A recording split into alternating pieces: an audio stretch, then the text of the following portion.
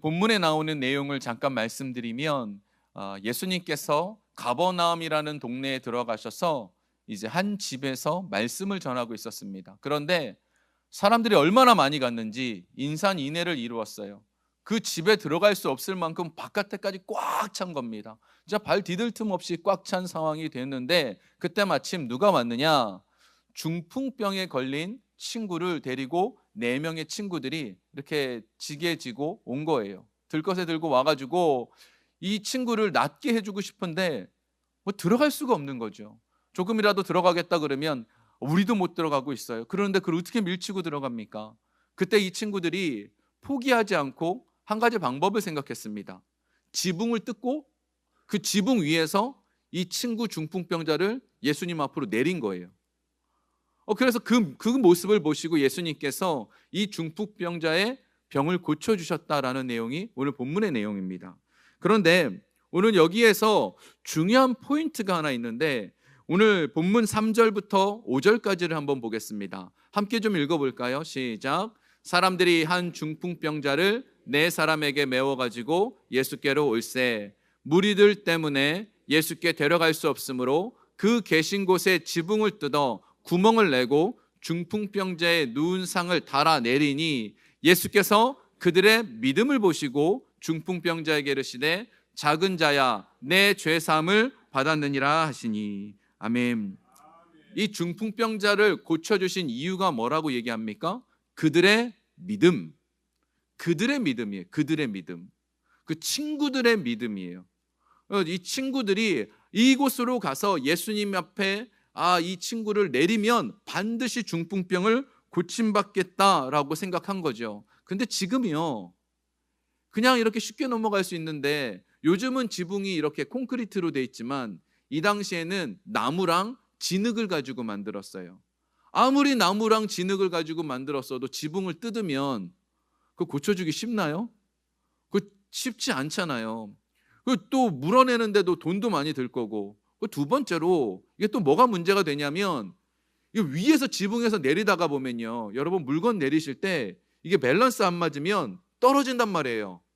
그럼 중풍병자를 4명에서 힘을 맞춰갖고 천천히 내리면 이거 잘못하면 사람이 떨어지면 크게 다치는데 이거 쉽지 않죠.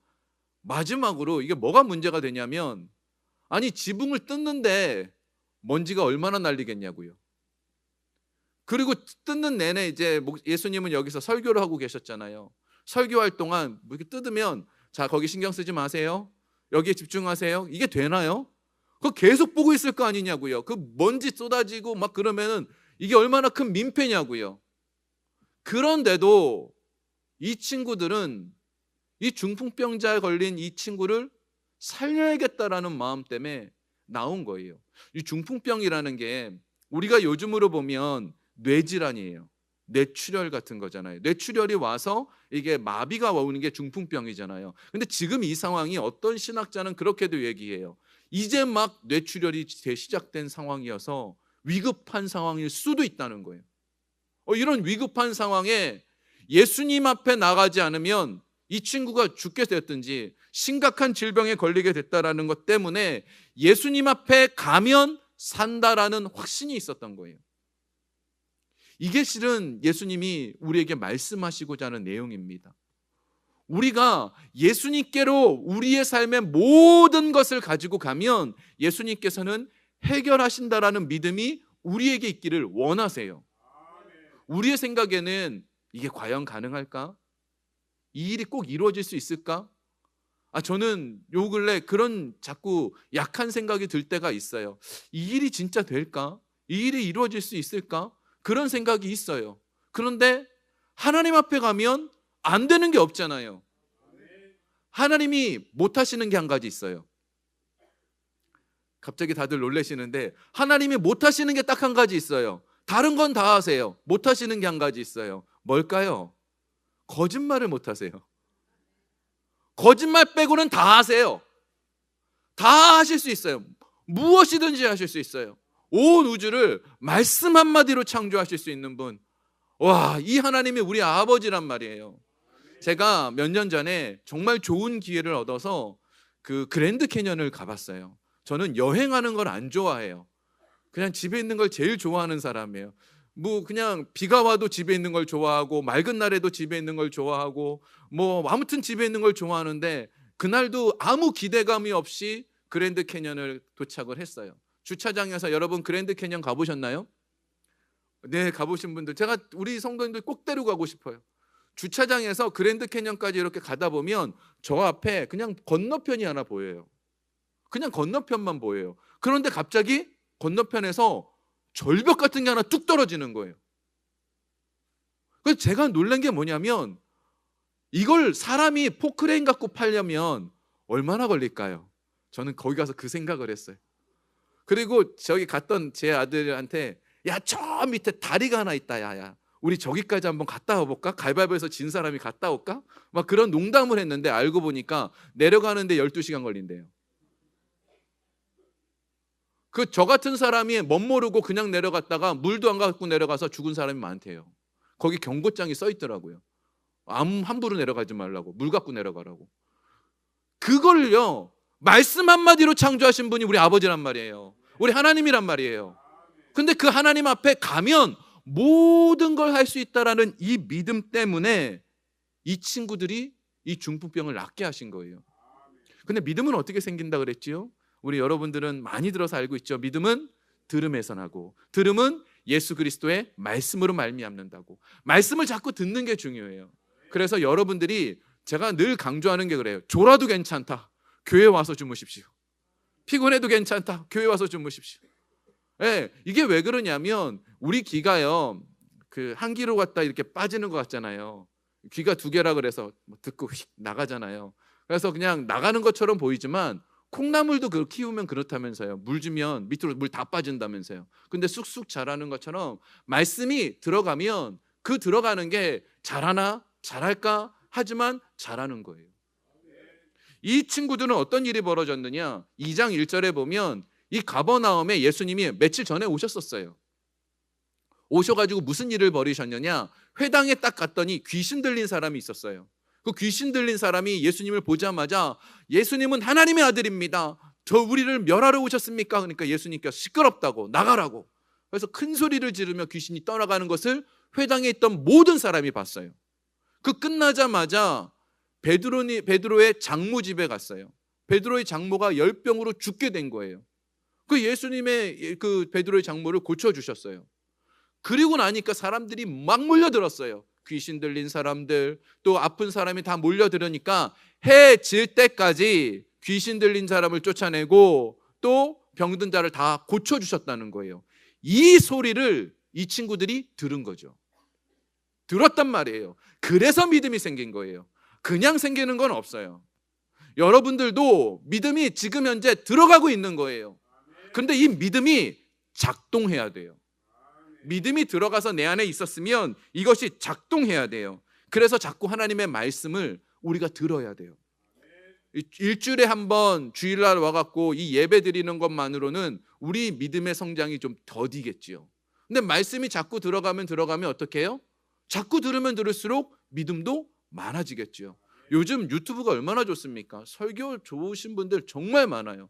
여러분 좀 들으셔야 돼요. 근데 잘 들으셔야 돼요. 잘 들으셔야 돼요. 희한한 사람이 너무 많더라고요. 저도 처음 알았는데 지난주 굿TV라는 뉴스에서 나왔는데 박혁이라는 이름도 전도자래요. 그 젊은 친구가 있는데 이 친구가 신학도 안 나온 친구가 그냥 병 하나 들고 그냥 사람한테 당신을 목사로 기름 붓습니다 하고 부으는 퍼포먼스를 하니까 청년들이 열광을 해요. 우와, 이런 퍼포먼스에 굉장히 능하더라고요. 그리고 그가 말하는 내용들은 전혀 성경적이지도 않아요. 그런데 거기에 엄청난 그 유튜브를 하는 그 크리에이터니까 그런 거에 그냥 퍼포먼스에 청년들이 너무 좋아해요. 더 놀라운 건 티셔츠를 하나 이번에 만들었대요, 자기가. 그 왜냐하면 하늘의 가치를 담은 티셔츠가 안 팔더라고. 자기가 만들었다고. 말도 안 되는 거죠. 하늘의 가치라는 게 어디 있습니까? 성경적이지도 않은 내용인데 그 티셔츠 하나 값이 110불인데 그건 뭐 막 청년들이 막 산다는 거예요. 제 잘못하면요 거기에 빠져요. 그 청년들이 바보라서 빠질까요? 어리석어서 빠질까요? 아니에요. 이게 미혹의 영이라는 게 있기 때문에 우리를 자꾸 이렇게 이상하게 한단 말이에요. 그래서 여러분 유튜브에 설교 들을 때 제발 간절히 부탁드리는데 유명한 분들 들으세요. 저는 조용기 목사님 설교 들어요. 요즘 조용기 목사님 설교 다시 듣는데 와, 정말 진짜 감탄밖에 나오지 않아요. 너무 좋아요. 이용우 목사님 설교 들으세요. 저희 원로 목사님 설교도 계속 나오고 있어요. 그럼 들으세요. 왜 아멘을 안 하실까요? 그걸 자꾸 들으면 들을수록 우리가 깊어지는 거예요. 좋은 분들이 얼마나 많은데 말씀을 들어야 성장이 있고요. 이 말씀이 우리 안에서 작동하게 되는 거예요. 그런데 이 믿음이 우리 안에 있다면 이 믿음은 점점 성장해서 우리가 예수 그리스도 앞에 나가는 장애물들을 뛰어넘게 만들어줘요. 우리가 예수님께 나가려고 그러면 방해가 많아요. 다니엘 새벽기도 마음은 딱 작정하고 하셨지요. 첫날 제가 사람이 너무 많이 와갖고 당황했잖아요. 제가 원래 믿음이 약해갖고 40개만 주문했어요. 제가 선물 드린다 그랬잖아요. 다니엘 특별 새벽기도 때 하시면. 근데 첫날 오신 분만 55명이 넘는 거예요. 아주 큰일 났다 싶어갖고 다시 또 추가로 주문하고 또 이 인터넷으로 하시는 분들도 굉장히 많다 그러시니까 굉장히 당황스러워서 그만해야 되는데 막 이런 생각했거든요. 그러다 보니까 진짜 중간에 좀 떨어지시더라고요. 이게 왜 그러냐면 여러분이 부족해서가 아니에요. 우리는요, 이 마음을 계속 유지할 수 있는 능력이 별로 없어요. 우리가 뭔가 결심한 것, 첫사랑을 유지할 수 있는 능력이 별로 없어요. 이게 우리 인간이 가지고 있는 마음이에요. 여러분 결혼할 때 그랬잖아요. 처음 결혼할 때 남자 여자가 둘이 좋아하니까 결혼했잖아요. 그죠? 내가 이 사람하고 이혼을 목표로 결혼하는 사람은 아무도 없단 말이에요. 다 좋아서 결혼했어요. 저도 그랬어요. 뭐 결혼할 때 아내가 전화 와서 김밥 먹고 싶으면 그래 알았어 사줄게. 목 막힐까 봐 사이다도 사주고 막 그렇게 했었어요. 요즘 뭐 사달라고 전화하면 사람이 다 어떻게 먹고 싶은 거 먹고 살아 막 이렇게 되는. 사람은요 이 마음을 유지할 수 있는 그게 안 된단 말이에요. 그 결심이 없어요. 그런데 믿음은 뛰어넘을 수 있어요. 지금 내 마음을 내 환경을 뛰어넘게 만들어요. 이게 믿음이 우리에게 있어야 되는 일이에요. 오늘 본문에 보면요 마가복음 2장 2절을 한 번 더 보겠습니다.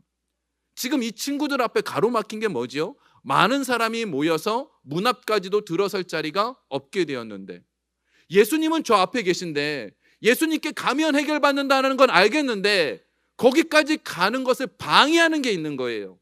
사람이 너무 많고 이거 뭐 어떻게 방해가 되는 거예요.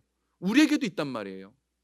우리가 가지고 있는 염려, 걱정, 근심, 예수님에게 나가는 걸 방해해요. 그리고 우리가 가지고 있는 또 인간적인 지식, 경험, 때로는 이게 우리를 방해할 때가 있어요.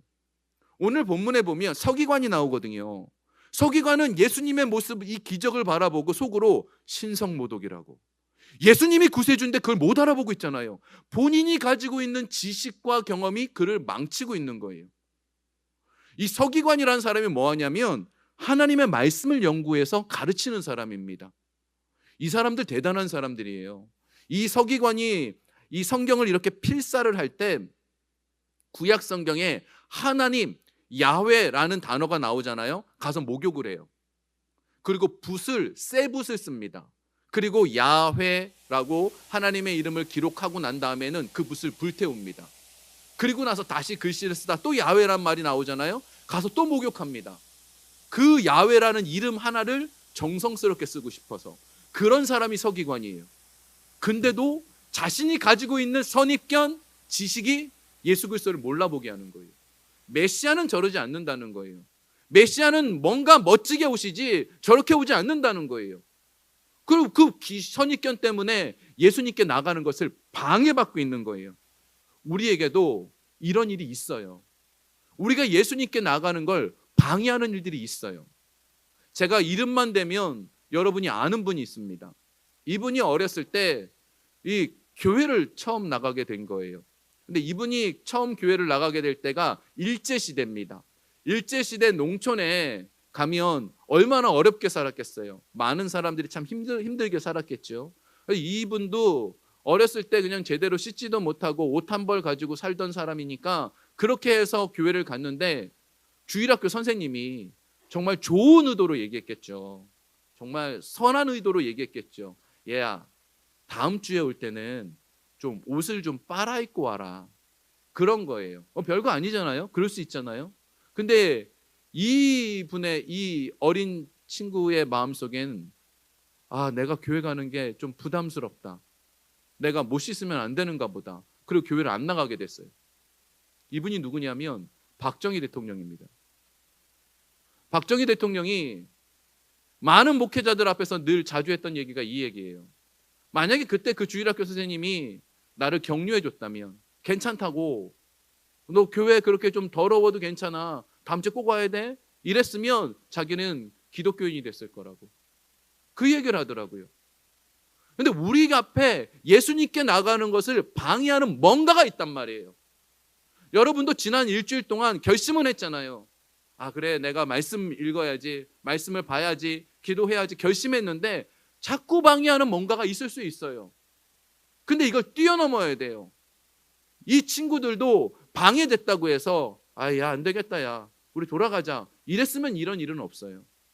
근데 이걸 뛰어넘어서 지붕을 뜯고 물어주면 되지, 뭐 욕 좀 먹으면 되지, 이것 때문에 예수님께 나아갈 수만 있다면, 내 친구가 고침받을 수 있다면 해야지.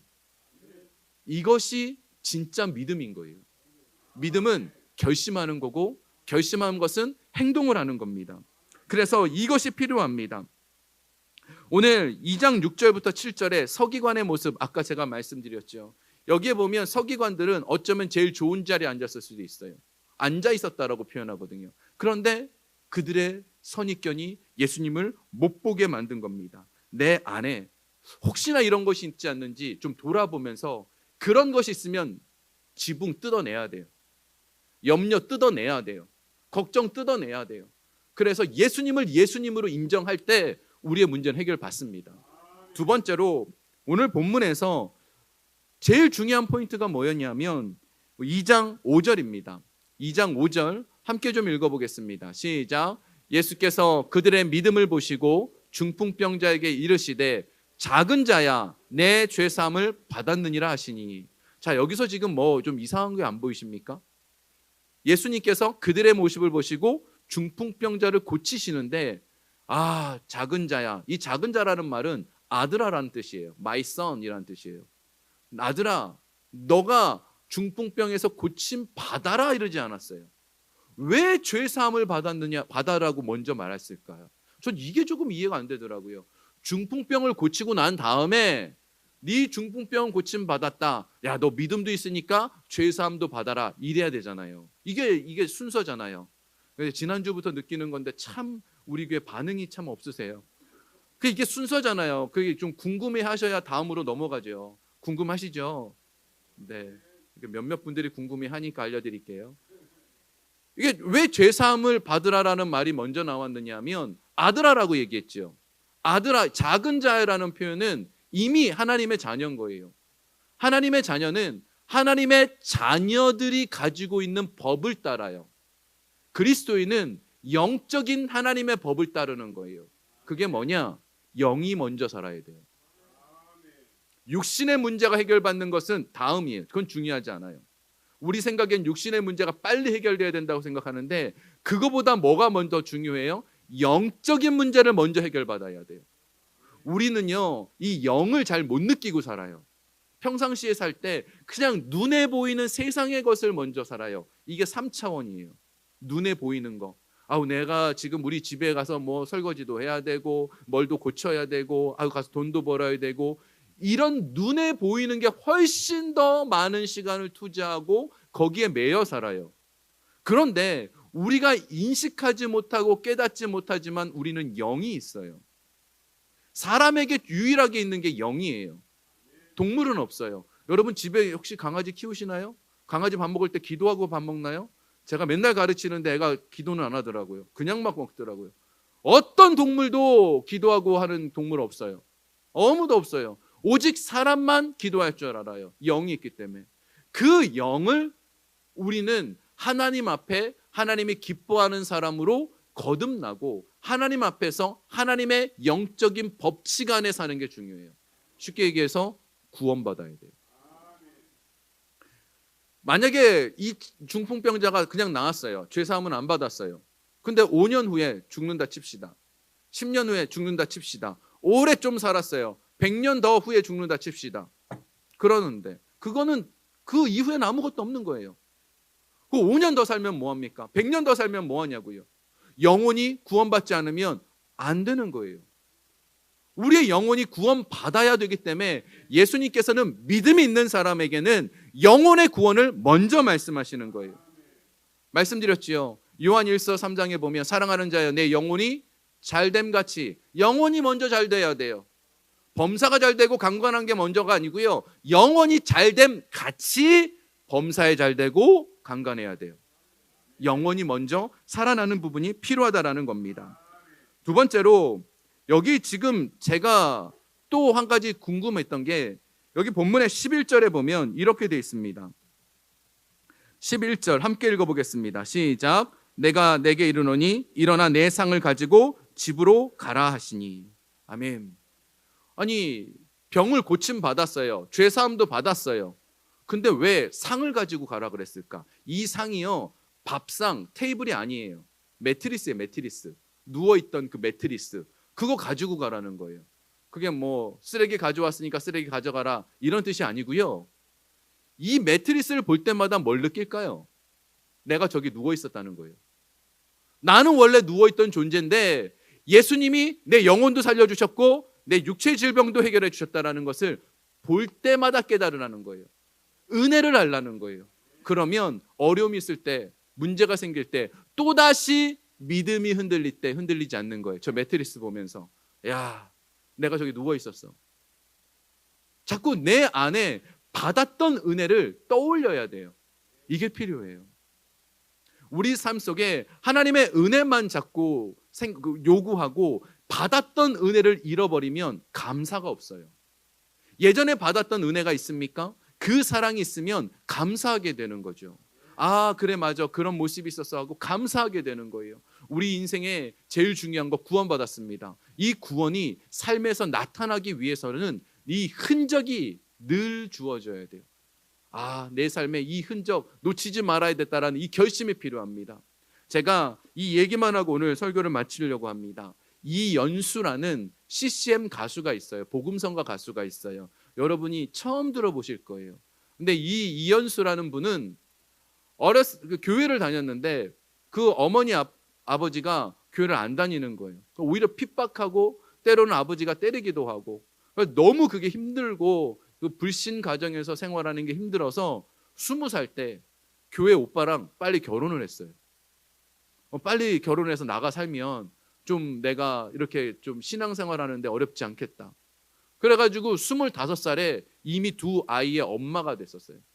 근데 이분이 CCM 가수로서 1집, 2집, 3집, 4집 뭐 잘하고 아주 잘 나가고 있었고 뭐 일본 공연도 가서 이제 예배도 드리고 이제 돌아왔는데 그날 밤에 겨드랑이 옆에가 좀 이상해서 만졌는데 뭐가 잡히더래요.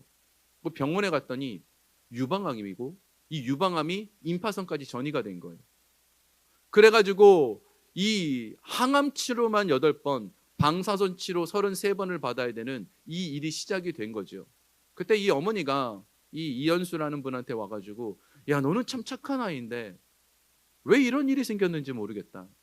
그때 이 이연수라는 분이 엄마, 하나님이 고쳐주신다고. 이것 때문에 나는 슬퍼하지 않는다고. 하나님 고쳐주신다고. 실제로 고쳐주셨어요. 그런데 35살에 암이 재발한 거죠. 자궁경부암으로. 그때 지은 찬양이 이 찬양입니다. 아무것도 두려워할라. 아시죠? 아무것도 두려워 말라. 이 찬양은 본인이 본인한테 고백하고 있는 거예요. 왜 두려워하지 않을까요? 근거가 있거든요. 두렵지 않은 게 자기가 아니에요. 내가 힘이 있어서, 내가 능력이 있어서 이겨낼 수 있는 게 아니고 내가 예수님을 믿기 때문에. 하나님이 나의 반석이 되시고 나의 요새가 되시고 나의 산성이 되시기 때문에 나는 두렵지 않다라고 말하는 거예요. 그러면서 이분이 쓴 글에 보면 이런 얘기가 있어요. 대부분의 사람이 암 진단을 받으면 세상을 다 산 것처럼 좌절하지요. 하지만 생명은 하나님께 속한 것입니다. 만약 저를 데려가시려고 했다면 작은 암덩어리라도 발견하지 못한 채로 내버려 두셨을 것 같아요. 그런데 만져지는 암, 발견할 수 있는 암 주셨잖아요. 그것을 알기에 슬퍼하지 않습니다. 가족을 위해서라도 힘든 내색을 하지 않습니다. 그러나 그때가 육신적으로 가장 고통스러운 순간이었습니다.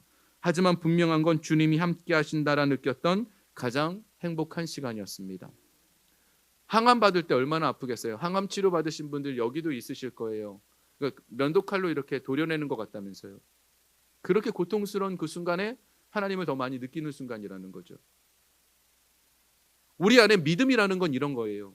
어려움이 왔을 때 그 어려움이 나를 좌절하게 만들지 않아요.